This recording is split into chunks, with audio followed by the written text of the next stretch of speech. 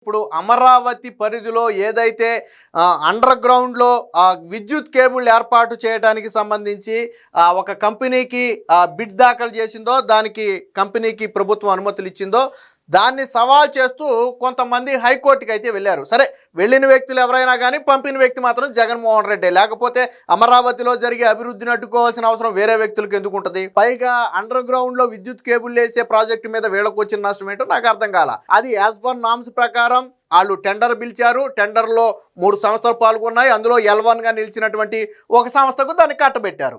ఇది ఎప్పుడు జరిగింది? ఇది 2024 నవంబర్లో, అంటే దాదాపుగా 13 నెలలు అవుతుంది ఇప్పటికీ. సో దాని మీద ఏడాది తర్వాత పిల్ వేయటాన్ని హైకోర్టు కూడా తీవ్రంగా హెచ్చరించింది. ఇదేదో రాజకీయంగా దురుద్దేశంతో అడ్డుకోవడానికి చేసే ప్రయత్నాల్లాగా ఉన్నాయని చెప్పి ఇండైరెక్ట్గా కోర్టు కూడా వ్యాఖ్యానించింది. విషయం ఏంటంటే 2024 నవంబర్ టైంలో ఏపీ ప్రభుత్వం నుంచి ఒక నోటిఫికేషన్ వచ్చింది. ఏంటది?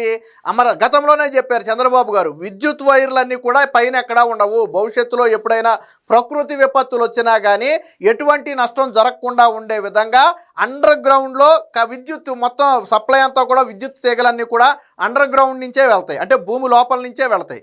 సో దానికి సంబంధించినటువంటి కాంట్రాక్టును ఒక సంస్థకి ఇచ్చింది. ఒక సంస్థకి ఇచ్చిందంటే అదేమి చంద్రబాబు గారు కావాల్సిన సంస్థకి ఇవ్వాలా. ఆయన ప్రభుత్వం టెండర్లు పిలిచింది. అందులో 3 సంస్థలు పాల్గొన్నాయి. L1గా వచ్చినటువంటి సంస్థ దానికి టెండర్ ఖరారు చేశారు. ఇది ఏడాది క్రితం జరిగింది. నిజంగా టెండర్ ఖరారు చేయడంలో ఏదైనా అవకతవకలు జరిగాయని భావించుంటే వెంటనే అప్పుడే కోర్టుకు వెళ్ళి ఉండాలి. కానీ ఏడాది 13 నెలల తర్వాత ఇప్పుడు కోర్టుకు వెళ్ళారు. ఎందుకని? కేవలం అమరావతిలో పనులు అడ్డుకోవాలి. అసలు అమరావతి భూసేకరణ అప్పుడు హైకోర్టులో కేసులు వేసి దాన్ని అడ్డుకున్నదే జగన్మోహన్ రెడ్డి. అమరావతి ఆలస్యానికి ప్రధాన కారణం జగన్మోహన్ రెడ్డి కూడా. అప్పట్లో రైతులు భూములు ఇచ్చేటప్పుడు పొలాలు పెట్టి కోర్టులో వేసి కోర్టు కేసులన్నీ క్లియర్ చేసుకుని మళ్ళీ భూసేకరణ చేపట్టడానికి ప్రభుత్వానికి టైం పట్టింది. సో ఇప్పుడు ఓడిపోయిన తర్వాత కూడా అమరావతిని ఏ విధంగా అడ్డుకోవాలా? తాను అధికారంలో ఉన్నప్పుడు చంపేశాడు, ఇప్పుడు కూడా అడ్డుకోవాలి. ఆ కోణంలోనే జగన్మోహన్ రెడ్డి ఆలోచిస్తున్నాడు. దీనికి సంబంధించిన వార్త కూడా వచ్చింది. హైకోర్టు ఘాటుగా వ్యాఖ్యానించింది. ఏం పిచ్చపిచ్చగా ఉందా? ఎప్పుడో ఏడాది క్రితం జరిగిన దానికి ఇప్పుడు పిల్లేశారు, కోర్టు సమయాన్ని వృధా చేయాలనుకుంటున్నారా అని చెప్పి కొంచెం ఘాటుగానే వ్యాఖ్యానించింది. దానికి సంబంధించిన వార్త ఒకటి వచ్చింది, ఒకసారి చూద్దాం. గతేడాది టెండర్లపై ఇప్పుడు పిల్ వేస్తారా? అభ్యంతరం ఉంటే అప్పుడే ఎందుకు సవాల్ చేయలేదు? పిటిషనర్ను సూటిగా ప్రశ్నించిన హైకోర్టు. L1గా నిలిచిన BSR ఇన్ఫ్రాకు టెండర్ కేటాయిస్తే తప్పేముందని వ్యాఖ్య. రాజధానిలో భూగర్భ విద్యుత్ కేబుల్ టెండర్పై దాఖలైన పిల్పై విచారణ. సో సూటిగా ఒకటే అడిగింది కోర్టు. అడిగిన ప్రశ్నలు 2 అడిగింది. ఒకటి, అభ్యంతరం ఉంటే మీరు ఎప్పుడైతే దీని టెండర్ పిలిచారో, ఎప్పుడైతే ఈ BSR అనే ఇన్ఫ్రా అనే సంస్థకు కేటాయించారో అప్పుడు ఎందుకు సవాల్ చేయలేదు? ఒకటి. రెండోది, పోనీ ప్రభుత్వం ఏమైనా నిబంధనలకు విరుద్ధంగా కేటాయించిందా అంటే లేదు. టెండర్లు పిలిచింది, 3 సంస్థలు పాల్గొన్నాయి. అందులో L1గా నిలిచింది. అంటే తక్కువ కోట్ ఎవరైతే చేస్తారో వాళ్ళు L1గా నిలుస్తారు. సో ఆ సంస్థకు యాజ్ పర్ రూల్ ప్రకారమే కేటాయించింది. సో ఇందులో కూడా తప్పు లేదు. మరి ఏ ఉద్దేశంతో మీరు పిల్ దాఖలు చేశారు? ఇది కోర్టు అడిగినటువంటి ప్రశ్న. సో దానికి మరి సమాధానం వాళ్లే చెప్పాలి. రాజధాని అమరావతి పరిధిలోని భూగర్భ విద్యుత్ కేబుల్ లైన్ వేసే టెండర్ ప్రకటనపై గత నవంబర్లో జారీ చేస్తే సవాల్ చేస్తూ ప్రస్తుతం పిల్ దాఖలు చేయటం ఏంటని పిటిషనర్ను హైకోర్టు సూటిగా ప్రశ్నించింది. అభ్యంతరం ఉంటే అప్పుడే ఎందుకు సవాల్ చేయలేదని నిలదీసింది. బిడ్డింగ్ ప్రక్రియలో L1గా నిలిచిన BSR ఇన్ఫ్రాటెక్ ఇండియా లిమిటెడ్కు టెండర్ కేటాయిస్తే తప్పేముందని వ్యాఖ్యానించింది. L1గా ఎంపికైన BRSతో పాటు మొత్తం 3 సంస్థలు బిడ్డింగ్ ప్రక్రియలో పాల్గొన్నాయని గుర్తు చేసింది. కోర్టు చెప్పింది అదే. మీరు BSR ఇన్ఫ్రాకు ఎందుకు ఇచ్చారని అడుగుతున్నారు, కానీ అదే తక్కువ కోర్టు చేసింది. దాంతోపాటు ఇంకో 2 సంస్థలు కూడా పాల్గొన్నాయి. సో ఇక్కడ ఎక్కడా కూడా ఒక సంస్థే పాల్గొనలేదు. అలాగని ఆ సంస్థకు అనుగుణంగా నిబంధనలు కూడా ఏమీ రూపొందించలేదు. ఒకవేళ ఆ సంస్థకు అనుగుణంగా నిబంధనలు రూపొందించారు అంటే మిగతా పాల్గొన్న 2 సంస్థలు అభ్యంతరం తెలపాలి. ఇదిగో మీరు అది బిడ్ దాఖలు చేసే సంస్థలు అభ్యంతరం తెలపాలి. ఇదిగో మీరు కొంతమందికి అనుకూలంగానే నామ్స్ ఇచ్చారు, ఇది చెల్లదు అని చెప్పి వాళ్ళు అభ్యంతరం తెలపాలి. బట్ వాళ్ళు ఎవరు అభ్యంతరం తెలపలా, అంటే అవిసవ్యంగానే జరిగింది. సో దాంట్లో ఎటువంటి ఇబ్బంది లేదు. బుధవారం జరిగిన విచారణలో వాదనలు ముగియడంతో పిల్పై తగిన ఉత్తర్వులు జారీ చేస్తామని తీర్పునైతే రిజర్వ్ చేసింది. ఈ మేరకు ఇది విచారణ చేసింది కూడా ఎవరంటే హైకోర్టు ప్రధాన న్యాయమూర్తి ధీరజ్ సింగ్ ఠాగూర్, అలాగే జస్టిస్ చీమలపాటి రవితో కూడినటువంటి ధర్మాసనం అయితే జారీ చేసింది. అనుభవం లేని సంస్థకు టెండర్ కట్టుబెట్టారు. ఇక్కడ పిటిషనర్ ప్రధాన వాదన ఏంటంటే ఈ BSR ఇన్ఫ్రా అనే సంస్థకు అనుభవం లేదు. సాధారణంగా దేశంలో భూగర్భ విద్యుత్ లైన్ ఏర్పాటు చేసే సామర్థ్యం ఉన్న సంస్థలు 6 సంస్థలు మాత్రమే. అందులో ఈ బిఎస్ఆర్ ఇన్ఫ్రా అనేది లేదు అనేది వాళ్ళ వాదన. అక్కడ వరకు బాగానే ఉంది. కానీ ఇక్కడ ఏం జరిగిందంటే ఈ బిఎస్ఆర్ ఇన్ఫ్రా అనే సంస్థ వేరొక సంస్థకు సబ్లీజ్కి ఇచ్చింది. అంటే ఈ సంస్థ టెండర్ని తీసుకుని సబ్లీజ్కి ఇచ్చింది. ఈ సబ్లీజ్కి ఇచ్చుకోవచ్చు అనేది టెండర్ నిబంధనలోనే ఉంది.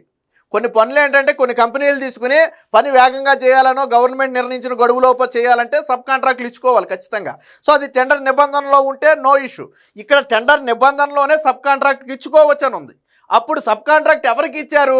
ఇప్పుడు వీళ్ళు చెబుతున్న ఆ నైపుణ్యం ఉన్నటువంటి 6 సంస్థల్లో ఒక సంస్థకు సబ్ కాంట్రాక్ట్ ఇచ్చారు. అంటే ఇప్పుడు భూగర్భ అండర్ గ్రౌండ్లో ఈ విద్యుత్ లైన్లు వేసే సంస్థ ఎవరు?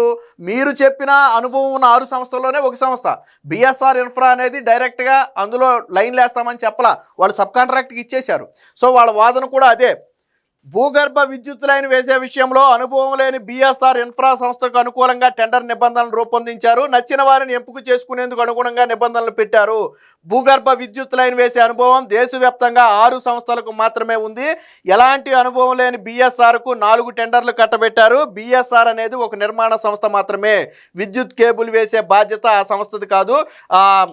యూనివర్సల్ కేబుల్ లిమిటెడ్ సబ్ కాంట్రాక్ట్కి ఇచ్చింది. ఇది చట్టవిరుద్ధం అని చెప్పారు. యూనివర్సల్ కేబుల్ లిమిటెడ్ అనేది ఈ చెప్పిన 6 సంస్థలలో ఒక సంస్థ. ఏదైతే ప్రపంచవ్యాప్తంగానో దేశవ్యాప్తంగానో 6 సంస్థలకు మాత్రమే అనుభవం ఉందని చెప్పి వీళ్ళు చెప్పారో ఆ 6 సంస్థల్లో ఇది కూడా ఒకటి. యూనివర్సల్ కేబుల్ సంస్థ అనేది కూడా, యూనివర్సల్ కేబుల్ లిమిటెడ్ అనేది కూడా ఒకటి. ఈ బిఎస్ఆర్ ఇన్ఫ్రా అనేది దానికి సబ్లీజ్కి ఇచ్చుకుంది. పోనీ ఈ టెండర్ నిబంధనలలో సబ్లీజ్కి ఇవ్వకూడదు అని ఉంటే అప్పుడు సబ్లీజ్కి ఇస్తే తప్పు. బట్ టెండర్ నిబంధనలలో సబ్లీజ్కి ఇచ్చుకోవచ్చు అని ఉంది. సో ఇక్కడ ప్రభుత్వం తరపున వాదనలు కూడా అదే. రాష్ట్ర ప్రభుత్వం తరపున ఏపీ ట్రాన్స్కో తరపున అడ్వకేట్ జనరల్ దమ్మలపాటి వాదనలు వినిపిస్తూ భూగర్భ విద్యుత్ కేబుల్స్ వేయటంలో సాంకేతిక అనుభవం ఉన్న సంస్థను సబ్ కాంట్రాక్టర్గా నియమించుకునే వెలుసుబాటు టెండర్ నిబంధనలోనే ఉంది. పిటిషనర్ కోర్టును తప్పుదోవ పట్టిస్తున్నారు. వాస్తవ పరిస్థితులు అధ్యయనం చేయకుండా పిల్ దాఖలు చేశారు. బిఎస్ఆర్ తో పాటు మొత్తం 3 సంస్థలు బిడ్డింగ్ ప్రక్రియలో పాల్గొన్నాయి. బిఎస్ఆర్ సంస్థ L1గా నిలిచింది. భూగర్భ విద్యుత్ కేబుల్ వేయటంలో అనుభవం ఉన్న 6 సంస్థలలో యూనివర్సల్ కేబుల్ సంస్థ కూడా ఉంది. వీళ్ళే చెప్పారు. ఏమని? ఎవరైతే కోర్టులో పిల్లేశారో వాళ్ళే ఏమన్నారంటే 6 సంస్థలు మాత్రమే అనుభవం ఉందని చెప్పారు. ఆ 6 సంస్థల్లో ఈ యూనివర్సల్ కేబుల్ అనేది కూడా ఒక సంస్థ. వాళ్ళకే సబ్లీజ్కి ఇచ్చారు. అంటే ఫైనల్గా పని ఎవరు చేస్తున్నారు? ఆ రంగంలో అత్యంత అనుభవం ఉన్నటువంటి సంస్థే పనిచేస్తుంది. ఇక్కడ ఇలా ప్రాబ్లం ఏంటంటే బిఎస్ఆర్ ఇన్ఫ్రా కాంట్రాక్ట్ తీసుకుని సబ్లీజ్కి ఎందుకు ఇచ్చింది అనేది వాళ్ళ ప్రాబ్లం. అది అసలు దీన్ని ప్రశ్నించడానికి వీళ్ళు సరిపోరు. ఎందుకనంటే అది టెండర్ నిబంధనలో ఉంది. ఇప్పుడు నేనే ఉన్నానండి, సుధాకర్ అనే వ్యక్తి ఆ టెండర్ దక్కించుకుని ఉంటే నేను సబ్లీజ్కి ఇచ్చుకోవచ్చు అన్నప్పుడు నేను ఎవరికైనా ఇచ్చుకుంటా. ఒకవేళ మీరు చెప్పినట్టుగా ఈ అనుభవం ఉన్న 6 సంస్థల్లో ఒక సంస్థకు కాకుండా కొత్త వ్యక్తులకు ఇస్తే అప్పుడు ప్రశ్నించవచ్చు. కొత్త వ్యక్తులు అంటే వాళ్ళు ఎలా చేస్తారో ఏంటో, దానివల్ల రేపొద్దున ఏదన్నా భవిష్యత్తులో ఇబ్బందులు ఎదురవ్వచ్చు, ధనం వృధా కావచ్చు అని ఒక అనుమానం రావచ్చు. బట్ మీరే చెప్తున్నారు 6 సంస్థలకు అనుభవం ఉందని. 6 సంస్థల్లో ఇది కూడా ఒకటి ఉంది, యూనివర్సల్ కేబుల్ సంస్థ. దానికే ఇచ్చారు. అంటే కేవలం అమరావతిలో పనులు అడ్డుకోవాలి. చంద్రబాబు గారు అత్యంత వేగంగా పనులు పూర్తి చేసే క్రమంలో ఒక్కొక్క టెండరు ఖరారు చేసుకుంటూ వస్తున్నారు. బట్ ఇది నిర్మాణం పూర్తి కాకూడదంటే కోర్టుల్లో కేసులు వేసి జాప్యం చేయాలనే ఉద్దేశంతో జగన్మోహన్ రెడ్డి తెర వెనక ఉండి నడుపుతున్నటువంటి కుట్రలో భాగం. బట్ ఈ కుట్రలను కోర్టులు కూడా చీకొట్టాయి. ఆల్రెడీ ఇప్పటికే పీపీపీ విధానం మీద కోర్టుకెళ్తే ఏమంది కోర్టు? పీపీపీ విధానం అనేది దేశంలో కొత్త విధానం కాదు కదా. రాష్ట్ర ప్రభుత్వం ఒక నిర్ణయం తీసుకుంటే మీకు వచ్చిన నొప్పి ఏంటని అడిగింది. అది ఇప్పుడు సేమ్ అమరావతిలో కూడా అడ్డుకోవాలని చేసిన ప్రయత్నం కూడా బెడిసికొట్టింది. అంటే మొత్తంగా జగన్మోహన్ రెడ్డి విశ్వ ప్రయత్నం చేస్తున్నాడు. రాష్ట్రం అభివృద్ధి చెందకూడదు. ఏ అంశంలో అయితే రాష్ట్రం అభివృద్ధి చెందుద్దో, రాష్ట్రానికి ప్రయోజనం జరుగుద్దో, చంద్రబాబు గారికి పేరు వస్తుందో ఆ విషయంలో కోర్టుకి వెళ్ళటం కావచ్చు లేదా వేరొక రూపంలో కావచ్చు అడ్డుకోవడానికి పుల్లయ్యటానికి విశ్వ ప్రయత్నం చేస్తున్నాడు.